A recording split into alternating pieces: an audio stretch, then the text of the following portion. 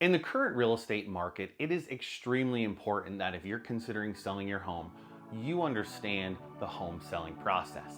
Even more than that, it's extremely important that your agent that you hire knows the home selling process. There are so many mistakes out there in the market right now that are costing homeowners tens of thousands of dollars, and they're extremely simple and just take a little bit of time in order to facilitate. Let's dive into some of these things. One thing before we dive into the actual home selling process is what a perfect world would look like. And as a real estate agent myself, a perfect world would look like about 6 months, maybe even longer, of preparation before you want to actually list your house. So if you're thinking about listing your house, say end of spring when everything's great and beautiful and green, now would be the time to start preparing. The longer you've lived in this house, the longer it takes, because you do have tons of things in that home that you have to make some tough decisions as far as moving on to. So other than the preparation of decluttering your home, which we'll dive into a little bit, and getting your home ready, from the day you put the house on the market, currently in Luzerne County, the average is about 30 days of being on the market before a home sells. Closings also take 30 to 45 days in most situations. So you're about 2.5 months away from closing on your house. Now, right now it's the end of October, so if that was to be today, you wouldn't close on your house if you listed it today until the middle of January 2024. So as you can see, it is a lengthy process and there's a lot of things that go into it. The more time and preparation you put into getting your house ready to sell and selling, the better off you'll be and the less stressful it will be as well. Now, believe it or not, selling your home can be an emotional experience. And if you've lived in this house or raised a family in it and have been in it 10, 20, 30 years, that gets even more compounded. So you need to start preparing yourself because you're gonna have to make a lot of decisions. And that's why choosing the right real estate agent to sell your home is extremely important, because you might be clouded with emotions, and you probably will throughout the process. And you need a level-headed professional that you can trust to break it down for you in a non-emotional way so you can make the best possible decisions. So many agents out there are yes men or yes women that just say yes because they want to get the listing and they have no basis for backing it up. They just want to make you happy. I believe that I can make you happy by giving you the best end result in selling your house for the most amount of money in the shortest period of time. So that being said, you do need to prepare yourself for not only the financial and time commitment of selling a house, but also the emotional component to it as well. Step one. The first aspect of being prepared to sell your house is to start to declutter it. If you know next year you're moving or the kids are moving out and it's time to downsize, whatever your life may be presenting you, and you have a good idea that you might be selling in the distant future, you want to start decluttering your house. We as Americans have so much stuff and we barely even remember some of it. It's pushed back into the garage or an attic or a crawl space. We have tons of things. And what we need to do is start to remove things that aren't necessary. If you don't have anything in a shelf in a small bedroom, you don't need that. You need to get rid of it. And this serves two huge factors. One, obviously a decluttered house is going to show and look much better in photographs and showings and open houses. The other thing is, believe it or not, it's going to put you in the right frame of mind to stop thinking about the house as your house and start thinking about the house as how it can appeal to the next buyer of your house. And by starting to declutter, you killed two birds with one stone. Now, the next thing that I love to do, and if I'm hired, I usually almost insist that this happens, is getting a pre-listing inspection. So what this is the same home inspection that you may remember you might have gotten when you purchased your house to see if there was any defects, any problems, and get a good overall outlook of the health of the home. We're doing that now before we list it. Now, this isn't something that's too common, but I've been using this for 4 or 5 years to great results, and it has many, many benefits. One of the benefits is it's telling you what's up with your house. It's giving you an overall assessment. The other thing is almost all of the time, an inspection finds something you may not even be aware of. So your roof might be old and you don't think it leaks though, but in an inspection, they might find not only a leak, but also that leak in the attic has been causing mold.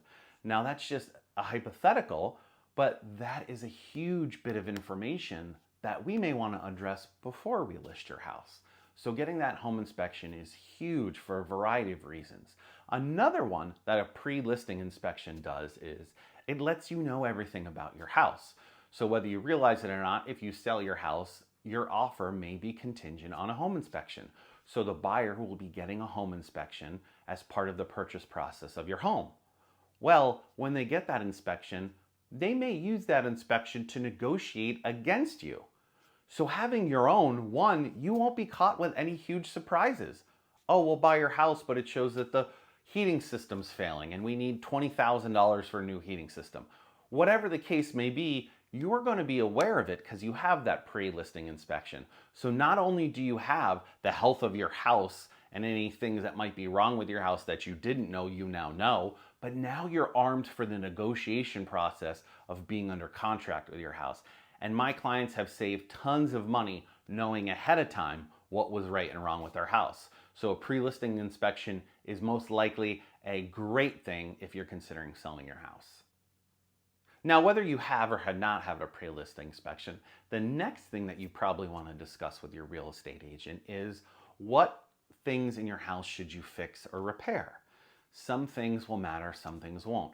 You may not want to go ahead and fix every little nuanced, tiny little chip in the paint or broken outlet cover in your house if it's not going to help. You may not have the time or the ability to do those things. So you want to talk to your real estate agent about what are the important fixes. Even more so if you did get a home inspection, share that with your real estate agent so they can provide more information on what things in the home inspection you might want to consider addressing. Another thing that the pre-listing inspection is, as well as reviewing with your agent the condition of your house, is helping price it. A house might have a new roof and the identical house may not, and that may affect price. So the pre-listing inspection helps with that, as well as talking to your agent about any fixes or repairs that may or may not help you list at a better price and walk away with more profit. So now that you've decluttered your house, you've had a home inspection, and you've repaired the things that you may need to repair, one of the next things, it might not be right for everybody, but in certain situations, it's a huge return on investment, and that's home staging. Maybe you've already moved and the house is empty, or maybe a lot of the furniture has already been taken by your kids and the house kind of looks out of place, or you have an amazing room that's really the highlight of the house, but it doesn't have the right items in it. Home staging is one of the great things that has been around. I mean, it's been around for decades at this point, but it's really gaining steam in this area. And it can cause huge improvements in the overall showing quality of the house, the overall pricing of the house, and eventually the overall net proceeds that you may get by doing it. So while it may not be right for everybody, you may want to consider whether or not home staging is going to get you more bang for your buck. Now that your house has been decluttered, inspected, repairs made, whether or not you decided to home stage or not, now your house is ready to be photographed. And photograph in real estate has come in such a long way over the last couple decades. But at the end of the day, what you want is 99% of buyers first see the house they buy online. Fact. It just is what it is. So what you want to do is present your house in the best light possible. What that is with professional photography.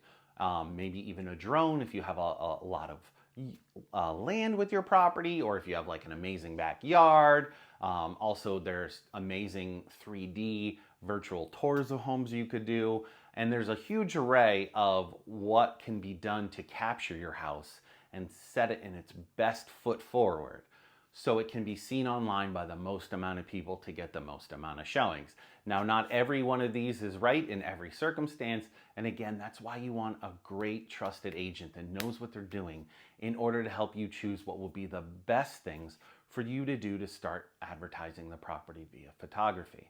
All right, your house is beautiful. You've captured some amazing photographs, drone photographs, 3D tours, video. It's all done. You have this beautiful presentation digitally of the home. What now you got to do is figure out what to list it for. So one of the first things in determining how much to list your home is for your real estate agent. Again, that's why this goes into picking the right real estate agent is so important for you, is to get the most accurate CMA or comparative market analysis that you can possibly get. What this will do is it's not an appraisal. It's not telling you the value of your home. That's a completely different thing. But what this is doing is using recently sold homes and only recently sold homes that are comparable to yours in the area of yours to give you an estimate of what your house may be worth going on the market. It can factor in things like condition, neighborhood, location, year built, square footage, bedrooms, on and on and on. But it is one of the best tools because it's backed by data and facts, and it is used to help properly price a house, which is so important. And that's one thing going on right now across the board, especially up here in Luzerne County, is homes not being priced correctly. The data doesn't lie. Now, there's always a random situation here or there, but most likely the price of your house can already be figured out before it goes onto the market. And that's one of those things that a CMA can help you with.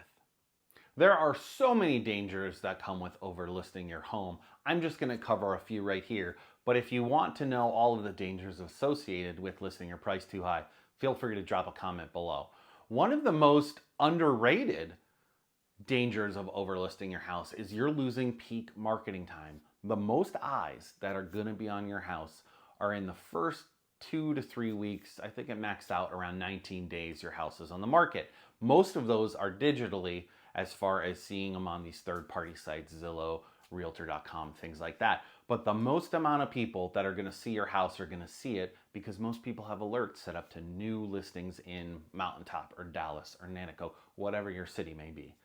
Now, if you overprice your house, most people aren't going to look. If your house is in a neighborhood where all the houses sell at $300,000 and you list yours at $400,000, people aren't going to be searching. So that peak time where you want to get you get the most eyes on your property, usually the most showings and the most offers, you're wasting trying your shoot to the moon price that's not based off of reality. So that's one huge cost. Another thing is time. The more time on the market, the more buyers ask themselves, why didn't that property sell? Is there something wrong with that property? Should we even look at that property knowing that no one else has bought it? If no one else bought it, why would we buy it? I don't know, but let's not waste our time and move on. That's another huge cost. The longer your house is on the market, most likely the less you're going to get for it because buyers are going to become aware. How come all these other properties are selling and this one isn't? Another huge factor that you need to consider. Another huge thing is, I think people understand it, but maybe they don't apply it to their own lives, is so much data is on the internet now. So when you overprice your home and you start to do price reductions, most likely the buyer can see you're doing price reductions. And what happens is you kind of lose credibility.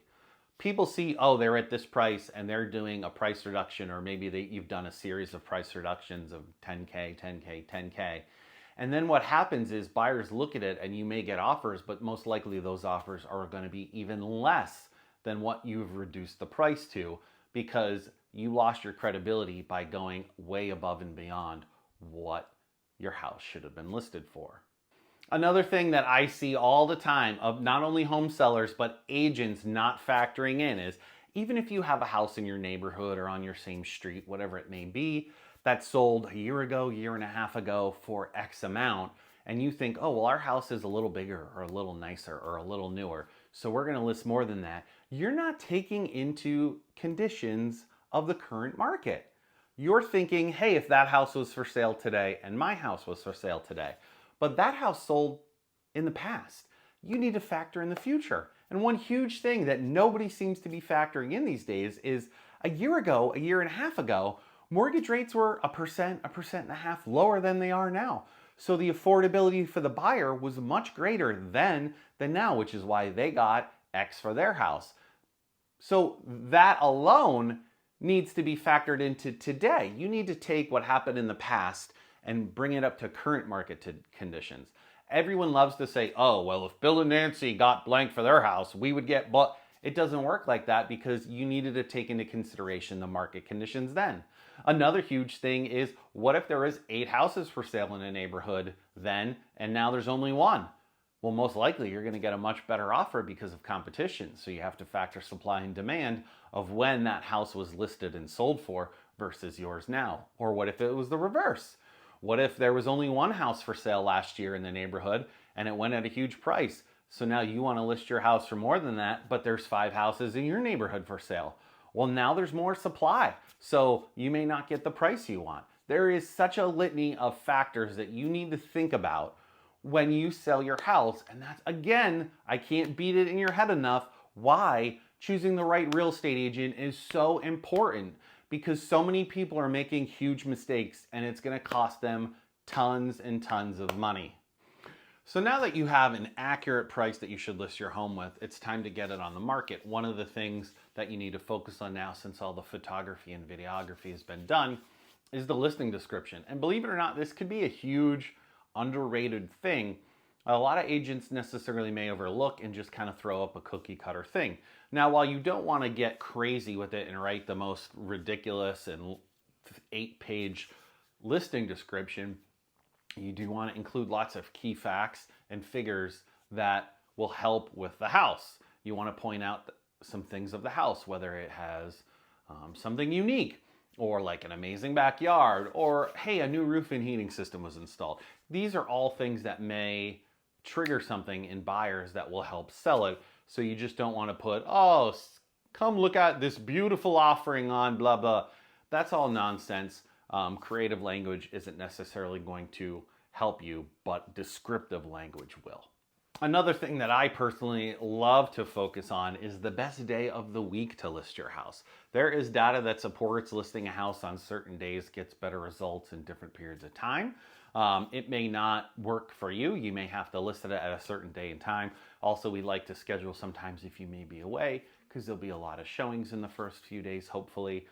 So we do like to work around your schedule to make it as convenient for you, but you're going to have people calling and trying to get in your home several times a day, so you want to factor that in.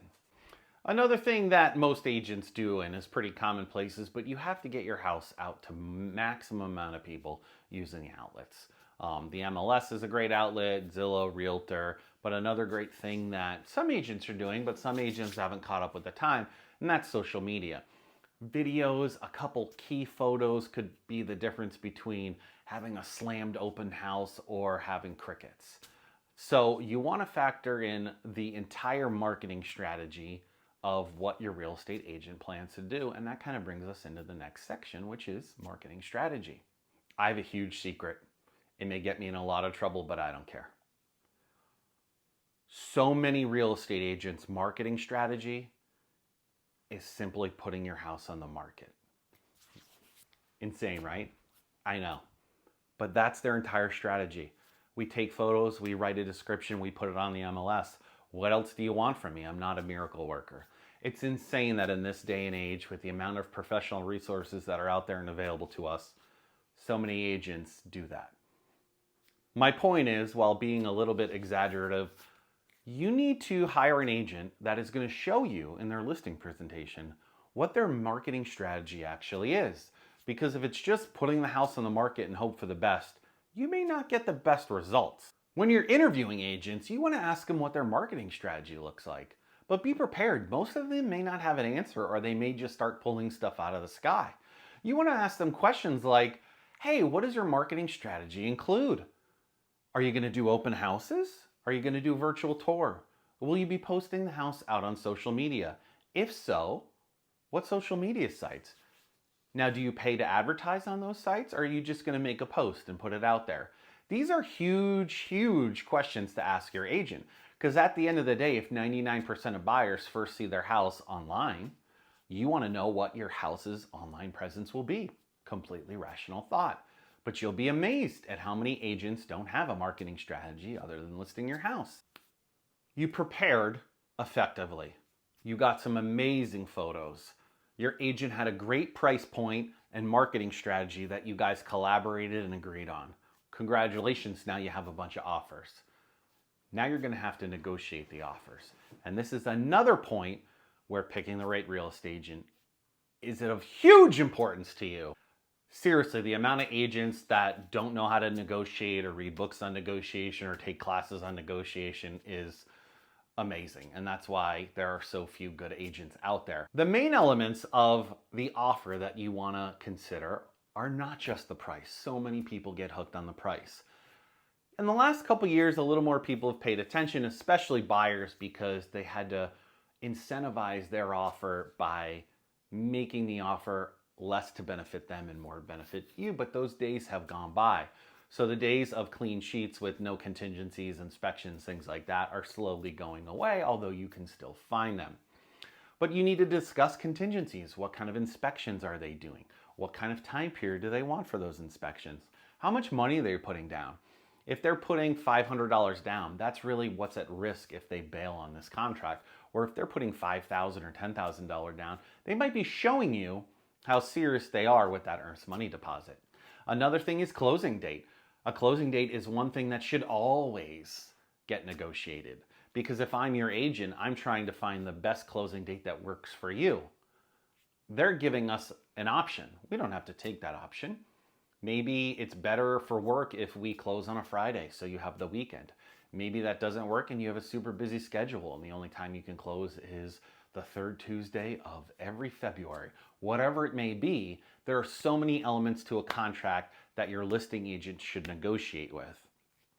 And this is also another huge point, that you want to listen to what your agent says. They're going to present the offer and they're there to discuss and help you choose the best to either accept it or to counteroffer or to reject it.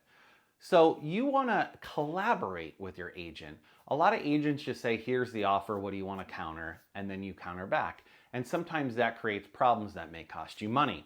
So again, stop thinking of the agent-owner relationship in the way that you guys have been and think about it as more as a collaboration. Yes, we work for you and you hired us to do a job, but in order for us to do the best job, we need to work together. I'm here to present facts, info, knowledge, and you're because you have the asset.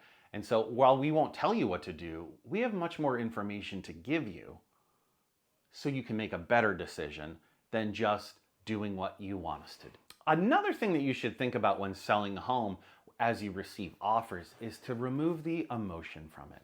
Sometimes offers aren't what we hoped for. Sometimes you tried to get a very aggressive price and you may not get it. Sometimes you were hoping for a cash offer so you could close quickly and move on, and sometimes that doesn't happen. The point of this is it is the most difficult for the home seller to look at these offers without emotion. Now, us as agents are professional, and most of us can look at it with a clear eye and help you remove the emotion from it.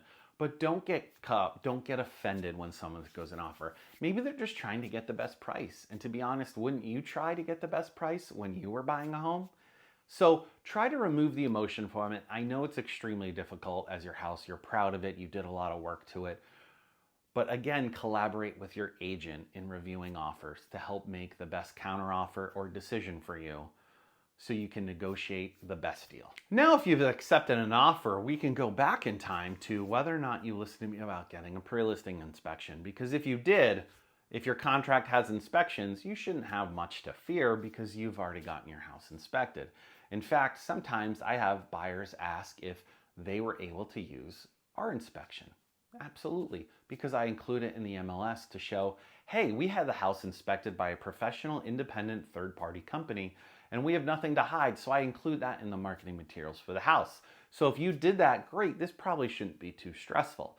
But if you didn't, a lot of people are afraid of the home inspection. So what the home inspection is, as you may already know, a third-party professional that's certified will come out, they'll inspect the house for the buyer, and they will give a report to the buyer about the overall health of the home. They will then most likely use that to negotiate anything they probably weren't aware of or something that they have to factor in with their purchase price that they didn't know when they made the offer. Hey, when we offered to buy your house for $1 million, we thought the heating system was fully functional. Well, it's now end of October and the home inspection says the heating system doesn't work and that costs $30,000. So we need to adjust our offer. That's kind of a hypothetical but goofy example of what we're talking about here. Another thing happens during this under contract period is if they're getting financed through a bank, they're most likely going to have an appraisal. Now, what an appraisal is it's similar to a CMA, but it's very different. An appraiser is going to come out. He's going to need access to the home. It doesn't take very long, depending on the size of the home, 10, 15 minutes. Might take some measurements. We'll take some photos, take some stuff around the outside of the house. And what they're going to do is then they're going to do a very, very deep dive to compare your house's to other houses that may have sold that are comparable to yours. Some of these houses might end up being the same houses that your real estate agent used in the CMA. But then what they're also going to do is go over those houses with a fine-tooth comb to change any amounts that are different. Maybe your house has a fireplace and the comparable house doesn't. Well, that's a pro for your house. Maybe you have a 3-car garage and the neighbor only has 2. Well, that's a pro for your house. Maybe though that house had an extra bedroom and you didn't. Well, that's a negative, and all of these factors are going to adjust the prices. Basically, at the end of the day, what they're looking for is they're either going to meet the value or not meet value, and that's really what the bank is concerned with for the buyer. The bank wants to be ensured that the money they're lending out is going into a good house that if they ever had to repossess, they could get their money back. However, again, you shouldn't stress over it, and at the end of the day, if you have any questions about this or anything else, you should always refer to your real estate agent. Now, as these things are going on, now that you're under contract to sell your house, now you really have to start making some decisions. First of all, you got to know where you're going, and you probably should have thought about that before you listed your house, but most people have. But you need to start packing, you need to start preparing, you want to start tying up any loose ends, you hire movers, things like that. As you get really close to the closing date, you want to schedule the utilities to be transferred over for closing day. You need to figure out where you're going, make sure you leave yourself enough time. So many times, hey, the movers ran late. We're supposed to close at 9 a.m. on a Wednesday, but the movers had to come back to finish moving. So what you need to do is prepare. This whole process is about preparation. The more you prepare, the less you have to stress and worry. Now, a few days before closing, you should get the statement that shows all of the facts and figures. This is most likely in Pennsylvania going to come from a title company. You can review that with your agent. You can review it alone and then ask your agent any questions, and then they would be able to answer any questions you may have or get you answers. But at the end of the day, what this is going to show is all the fees associated with selling your house, how much is left to pay off your mortgage if you have one, and at the end of the day, how much after all said and done you're going to walk away with. Usually you get this a few days before closing in case there are any things that need to be cleared up, but it is a helpful tool to review with your agent so there's no surprises on closing day. Closing day, sometimes both parties are there, sometimes the seller has already came and signed the documents and isn't there for the buyers to come sell theirs.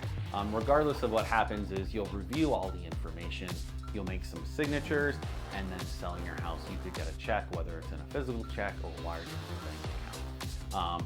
At that point too, if there's any questions, sometimes the buyers ask, where this or that might be, the garage doors and keys and things like that get exchanged. And usually it's a pretty quick process. It takes about an hour, and it's the final process in selling your house. Another thing that you would have wanted to make sure is that either at that time or prior to that time, you had all the utilities changed over, you forwarded the mail to wherever you may go, whether it's a new house or an intermediary before you find a new address, and tie up any loose ends associated with the house, because after closing, it's not your house anymore. So you need to make sure everything is good. So at the end of the day, as you can see, it is kind of a long and lengthy process to sell your home. However, the stress and emotional pain associated with it can be negated with preparation. So if I could define how a successful home sale could be, the number one word I would use is preparation. The second most important thing is, again, interviewing multiple agents and picking the right agent that you trust and can collaborate with, because you two together will have to make many, many decisions over the course of selling your house. I hope this helped. If you have any questions about this or anything else related to real estate, feel free. My information is below. Give me a call, a text, drop me a comment. It doesn't matter. Reach out to me and I'd be glad to explain anything else.